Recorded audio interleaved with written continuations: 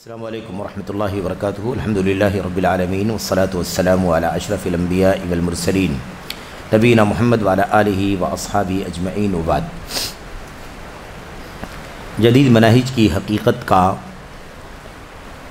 آج کا جو حلقہ ہمارے سامنے ہے، اس میں انشاءاللہ تبارک و تعالی اس سے پہلے کی جو گفتگو چل رہی تھی، سوال نمبر 61 اور اس کا جواب، اس حوالے سے کچھ باتیں آپ کے سامنے ذکر کرنی ہیں، اور اس حوالے سے کافی باتیں شیخ جمال بن فرحان الحارثی رحمۃ اللہ علیہ نے ذکر کی ہیں۔ حسن البنا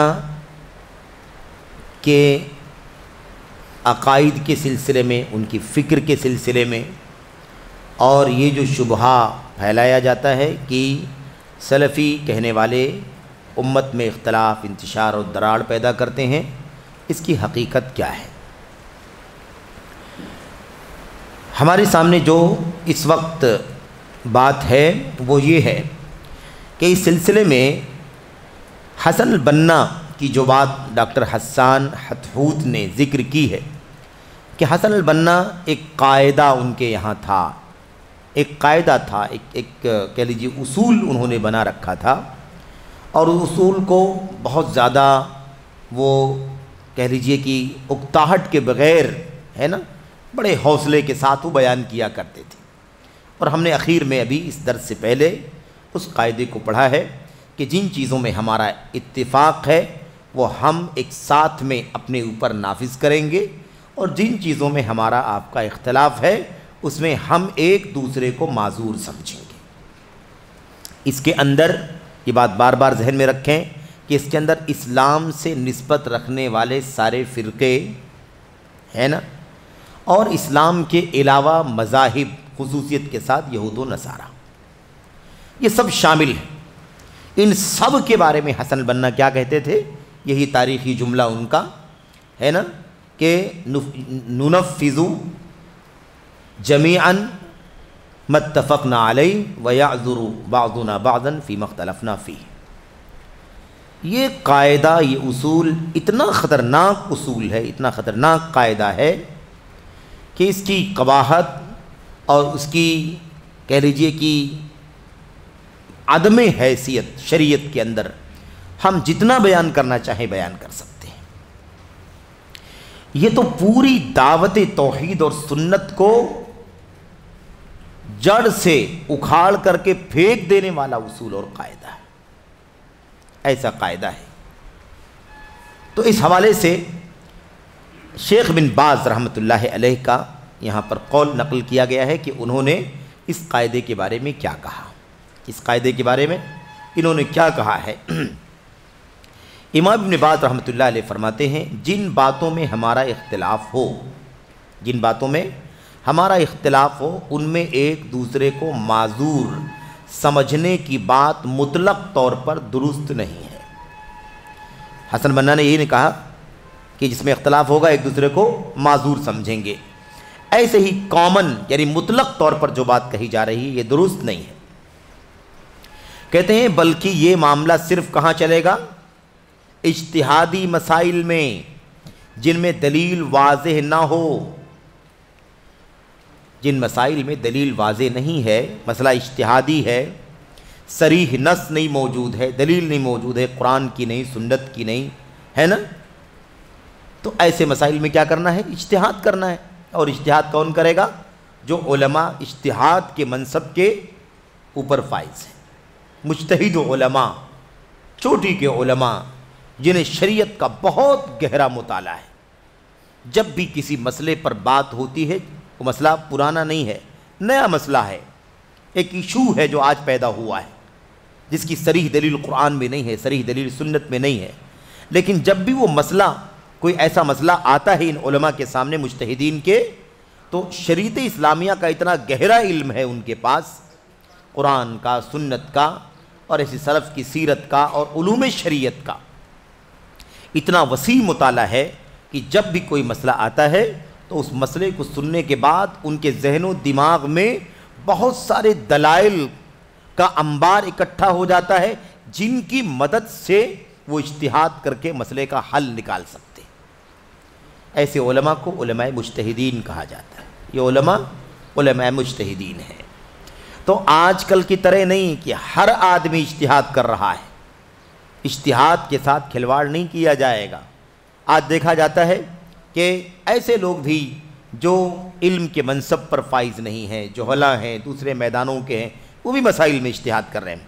چھوٹے طلبہ بھی مسائل میں اجتہاد کر رہے ہیں. نئے طلبہ بھی ہے نا مسائل میں اجتہاد کر رہے ہیں. مبتدی لوگ بھی ہے نا اجتہاد کر رہے ہیں. یا کوئی علم والا بھی لیکن اس منصب کا نہیں ہے کہ وہ اجتہاد کر سکے، ایسا بھی شخص کیا کرتا ہے؟ اجتہاد کر رہا ہے. یہ دراصل شریعت اسلامیہ کے چہرے کو بگاڑنے کا ایک ذریعہ ہے. کیونکہ ظاہر سی بات ہے کہ آزادی نہیں ہے. جو اس کا اہل ہے، جو اس درجے کا اس پائے کا ہے، وہ اجتہاد کرے گا. اب اجتہاد کرنے والے جو سچے مجتہدین ہیں، مستحق ہیں اجتہاد کے، یعنی حق رکھتے ہیں اجتہاد کرنے کا، ایسے علماء اجتہاد کریں گے. کہتے ہیں بلکہ اجتہادی مسائل میں جن میں دلائل واضح نہ ہو، دلیل واضح نہ ہو، ان میں واجب ہے کہ ہم میں سے کوئی کسی پر نکیر نہ کرے. تو اب یہ بات جو ہے نا، جو ایک دوسرے کو معذور سمجھنے والی حسن البنا نے اپنے اصول میں شامل کر دی ہے، یہ بھی خلط والی چیز ہے، یعنی مکسنگ والی چیز ہے. سمجھ رہے ہیں نا؟ کیونکہ مسئلہ کیا ہے؟ شریعت اسلامیہ کا اصول کیا ہے؟ اجتہادی مسائل، جن مسائل میں کتاب و سنت کی صریح دلیل نہیں ہے یا جن مسائل کی دلیل واضح نہیں ہے، ایسے مسائل میں کیا ہوگا؟ مجتہدین اجتہاد کریں گے. حسن البنا کیا کہہ رہے ہیں؟ ان کا اصول الگ ہے. ان کا اصول یہ ہے کہ جن مسائل میں بھی اختلاف ہے اس میں ہم کیا کریں گے؟ ایک دوسرے کو معذور سمجھیں گے. اب مسائل ہی نہیں، دین میں بھی اختلاف ہے، عقیدے میں اختلاف ہے، دھرم میں اختلاف ہے، مشرق مغرب کا فاصلہ ہے، شمال جنوب کا فاصلہ ہے، پھر بھی ہم کیا کریں گے؟ ایک دوسرے کو معذور سمجھیں گے. چلو بھئی، ایک اسلام ہے، ایک کفر ہے، تو اسلام کفر کو معذور سمجھے، کفر اسلام کو معذور سمجھے. یہودیت اسلام کے مقابلے میں کیا ہے سامنے؟ یہودیت ہے، تو اسلام یہودیت کو معذور سمجھے، یہودیت اسلام کو معذور سمجھے. سمجھ رہے ہیں نا؟ عیسائیت ہے، یہ عیسائیت یہودیت اسلام کا نام لیا جا رہا ہے. معنی کیا ہے؟ اسلام کے ماننے والے، یہودیت کے ماننے والے، عیسائیت کے ماننے والے، یہ مراد ہیں. عیسائیت کے ماننے والے اب ان کے یہاں تثلیث کا عقیدہ ہے، مسلمانوں کے الحمدللہ توحید کا عقیدہ ہے. اب حسن بننا یہ سب شامل کر رہے ہیں اس اصول کے اندر کہ اس میں بھی ایک دوسرے کو کیا کریں گے؟ ہم معذور سمجھیں گے. آؤ سب اکٹھا ہو جاؤ، آؤ ہماری پارٹی میں شریک ہو جاؤ. آپ یہودی ہیں، یہودی ہی رہیے، کوئی مسئلہ نہیں. آپ کا عقیدہ یہودیت کا ہے وہ آپ رکھیے، وہ ہمارا الگ ہے اور آپ کا الگ ہے، لیکن آپ ہمیں معذور سمجھیے، ہم آپ کو معذور سمجھیں. ہم ایک اللہ کی عبادت کرتے ہیں، آپ یہاں تثلیث کا عقیدہ ہے، کوئی مسئلہ نہیں. آپ ہمیں معذور سمجھیے اور ہم آپ کو معذور سمجھتے ہیں. اب یہاں پر ایک نقطہ اور بھی سمجھنے کا ہے. ایک بات تو یہ ہو گئی کہ یہ قاعدہ اس جگہ پر جہاں حسن بننا استعمال کر رہے ہیں، شریعت اسلامیہ کا قاعدہ یہ نہیں ہے، بلکہ یہ قرآن کریم کی آیتوں اور نبی کی سنت کے اصولوں کے خلاف ہے. سمجھ رہے ہیں؟ کفر اور اسلام کیسے اکٹھا کیا جا سکتا ہے؟ یہودیت عیسائیت کو اسلام کے ساتھ کیسے گڈمٹ کیا جا سکتا ہے؟ ایسا ممکن نہیں. وہ توحید کا عقیدہ اور تثلیث کا عقیدہ ہے. قبر پرستی اور توحید کو کیسے اکٹھا کیا جا سکتا ہے؟ شخصیت پرستی کو کیسے اسلام سے اکٹھا کیا جا سکتا ہے؟ کتنا خطرناک مسئلہ ہے. اس لیے یہ چیز بالکل درست نہیں. دوسری چیز یہ ہے کہ معذور سمجھنے کی جو بات ہے نا، اس میں ایک اہم نقطہ ذہن میں رکھیں. اسلام ہی حق ہے، اسلام کے سوا سب باطل. اسلام کیا ہے؟ اسلام ہی حق، اللہ کی طرف سے اترنے والا سچا دین ہے. اسلام نے اپنی آمد کے بعد یہودیت عیسائی سب کو کیا کر دیا ہے؟ سب کو باطل قرار دیا، شرک کو باطل قرار دیا. ٹھیک ہے.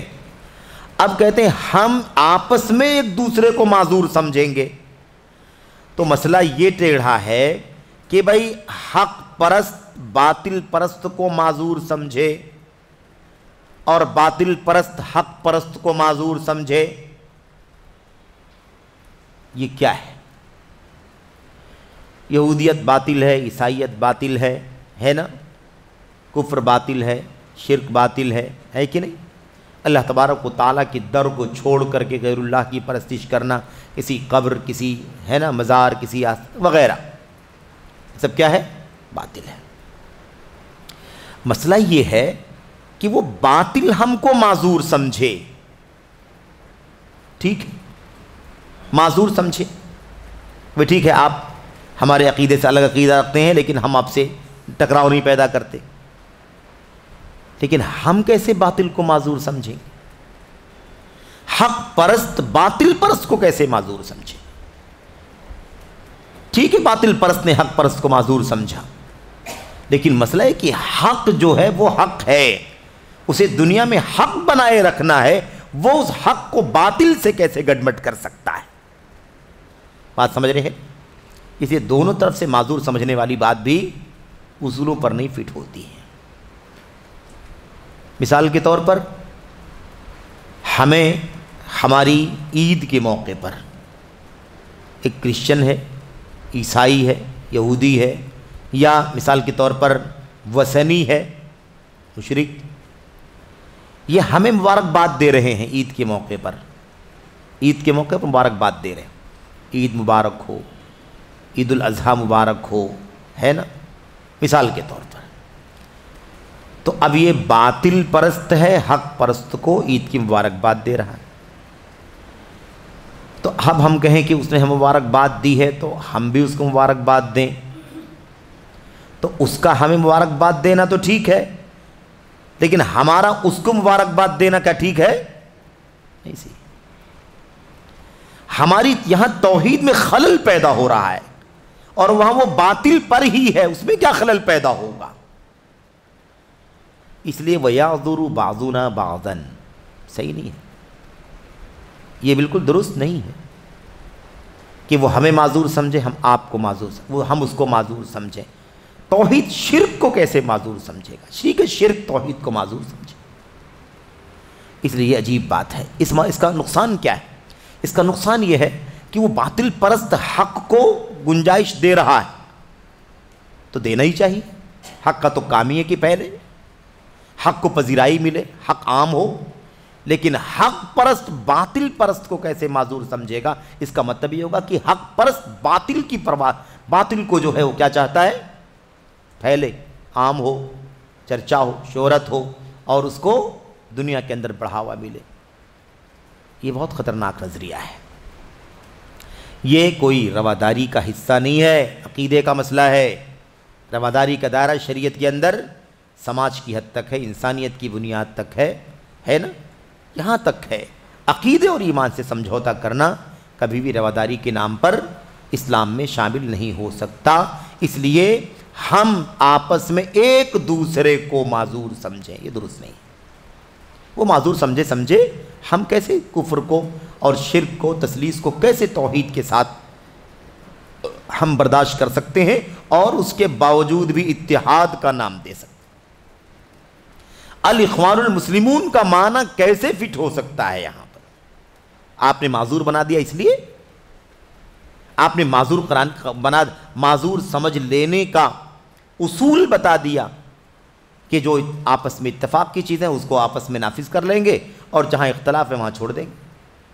ایک اسلامی نظام قائم ہو، ہے نا، نظام قائم ہو، اس میں کہا جائے کہ ساری دنیا کے جتنے بھی ادیان ہیں، مذاہب ہیں، فرقے ہیں، ان کے ہاں جو بھی صحیح غلط عقیدے باطل سب موجود ہیں، سب کے ساتھ میں یہ حکومت قائم ہوگی، اور جو آپس میں اتفاق کی چیزیں ہیں اس پر ہم کانسٹیٹیوشن بنا کر کے نافذ کر دیں، اور جو ہمارا آپ کا اختلاف ہے یا بہت سارے لوگوں کا آپس میں جو اختلاف ہے، اس کو ہم الگ رکھیں گے، اس میں ہم چلنے دیں گے، آپ ہم کو چلنے دیں، ہم آپ کو چلنے دیں، وہ اس کو آپس میں ایک دوسرے کو نظر انداز کریں، ایک دوسرے کو معذور سمجھیں۔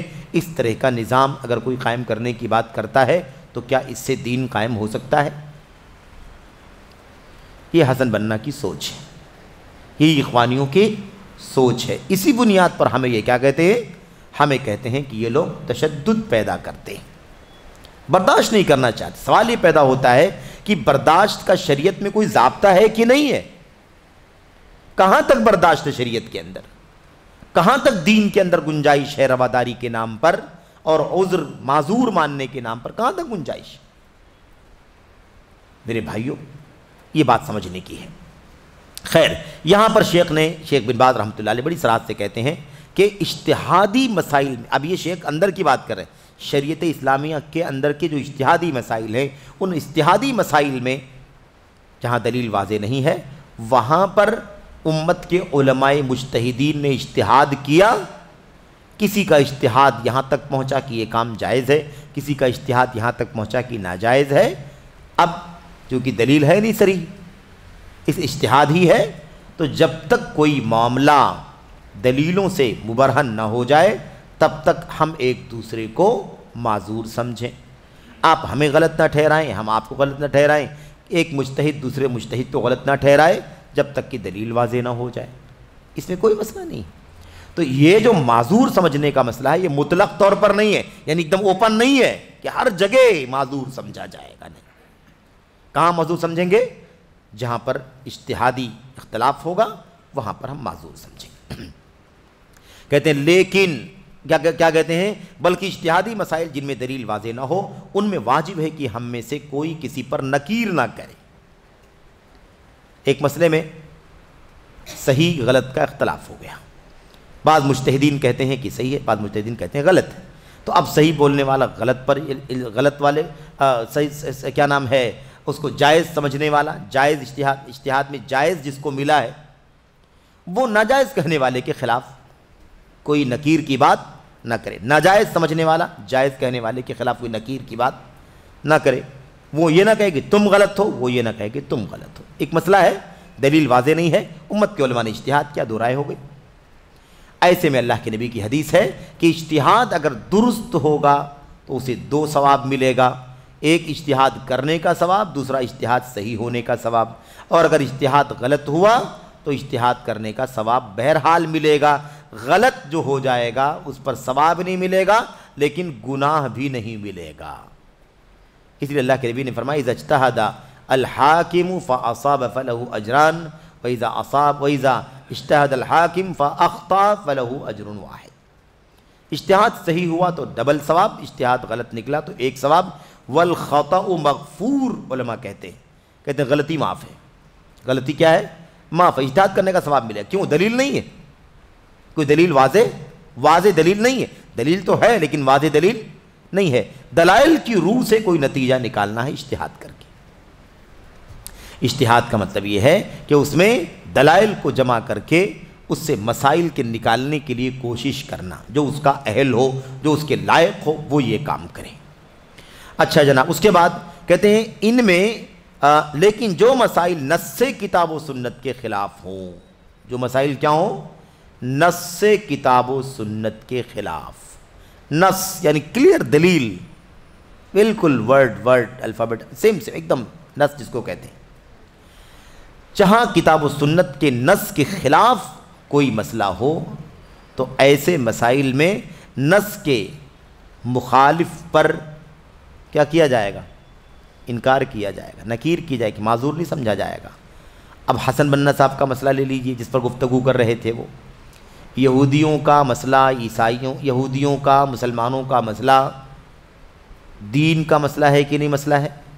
جو اختلاف ہے یہودیوں میں مسلمانوں میں وہ دین کا اختلاف، عقیدے کا اختلاف ہے کہ نہیں اختلاف؟ عیسائیوں کا مسلمانوں کا اختلاف کیا ہے؟ وہ دینی اختلاف ہے کہ نہیں؟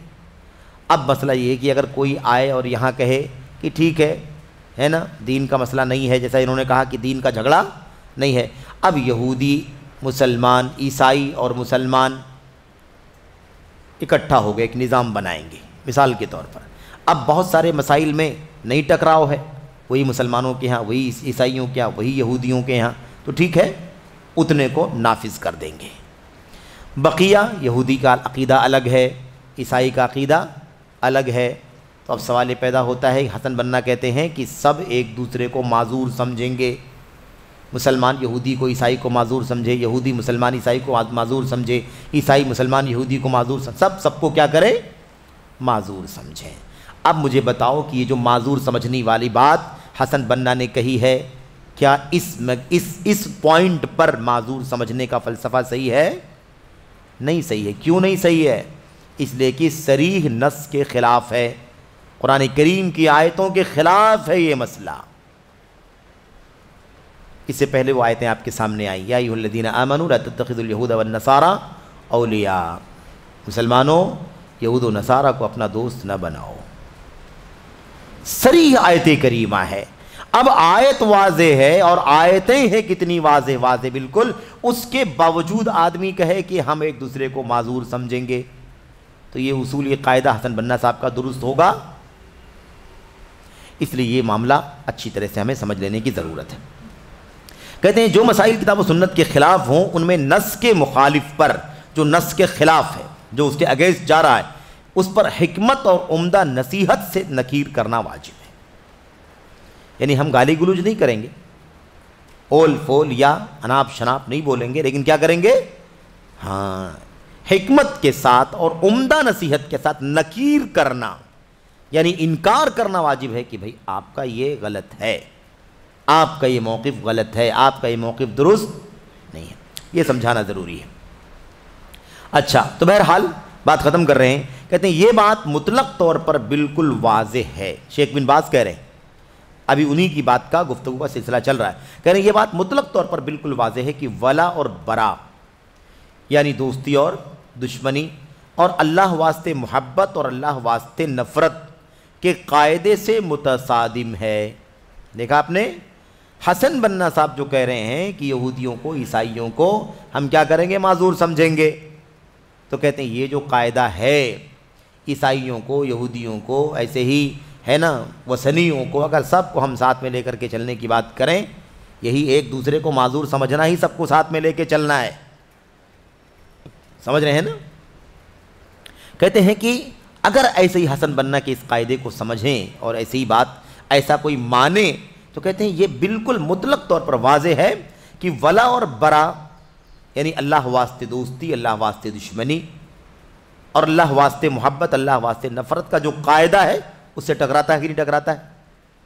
شرک ہے، کفر ہے، تثلیث ہے، عزیر کو اللہ کا بیٹا ماننا ہے، عیسیٰ ابن مریم کو اللہ کا بیٹا ماننا ہے، یہ سراسر کفری عقیدہ ہے کہ نہیں عقیدہ ہے؟ یہاں پر ولا نہیں ہے، برا ہے، دوستی نہیں ہے، بلکہ کیا ہے؟ برات اور بیزاری۔ تو اگر یہاں بھی معذور سمجھنے کی بات کریں گے تو پورا قاعدہ ڈیمیج ہو جائے گا کہ نہیں ہو جائے؟ یہ پورا اصول ضائع ہو جائے گا۔ اللہ واسطے دوستی، اللہ واسطے دشمنی، اللہ واسطے محبت، اللہ واسطے نفرت، اسے ضروری ہے اس پر عمل میں لانا۔ اور اگر ہم معذور سمجھیں گے کفر و شرک کو بھی، کفر و شرک کرنے والوں کو بھی معذور سمجھیں گے، تو یہ پورا قاعدہ کیا ہوگا؟ ضائع ہو جائے۔ کہتے ہیں اور اس کی اصل بنیاد صاحب مجلہ المنار کا معروف قاعدہ ہے، جسے اخوانیوں نے اپنی خواہش نفسانی سے موافقت کی بنیاد پر اپنا لیا ہے۔ یہ بات اچھی طرح سے ہمیں جاننی ہے، یہ جو قاعدہ جس کی بات ہم کر رہے ہیں، حسن بنا کا قاعدہ جو اس سے پہلے آیا، کہ جس میں اتفاق ہے اس میں ہم ایک دوسرے پر سب پر نافذ کر دیں گے، جس میں اختلاف ہے اس میں ایک دوسرے کو معذور سمجھیں گے۔ اصل میں یہ جو قاعدہ حسن البنا نے لکھا اور بیان کیا اپنی کتابوں کے اندر بھی اور اپنی تقریروں کے اندر بھی، کہتے ہیں یہ قاعدہ اصل میں کہاں سے نکلا ہے؟ المنار، رشید رضا مصری، وہ بھی مصر کے ہیں، ٹھیک ہے؟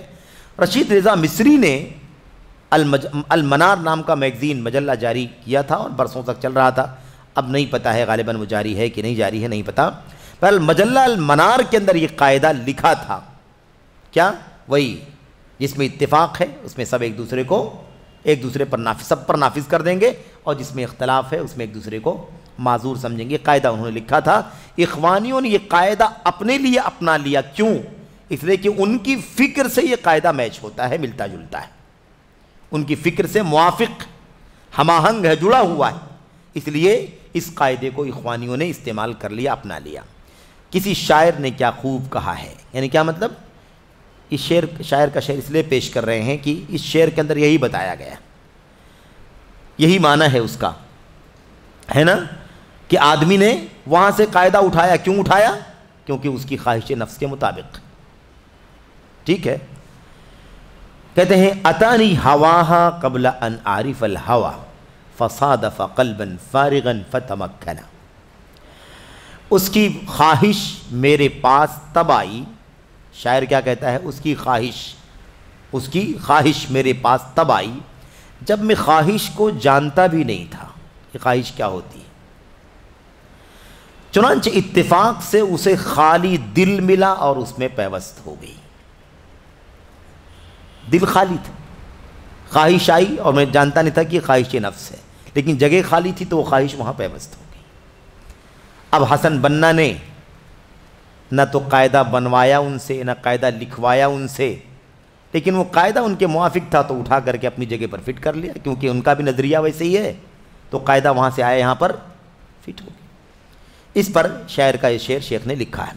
شیخ بکر بن عبداللہ ابو زید رحمۃ اللہ علیہ اپنی کتاب حکم الانتماء الی الفرق والاحزاب والجماعات الاسلامیہ, فرقوں, پارٹیوں اور اسلامی جماعتوں سے نسبت رکھنے کا حکم, ان سے جوائن ہونے کا یا ان سے تعلق رکھنے کا, ان سے نسبت کرنے کا کہ میں فلاں پارٹی کا, میں فلاں پارٹی, ایسا کرنے کا کیا حکم ہے, اس نام سے کتاب لکھی ہے شیخ نے.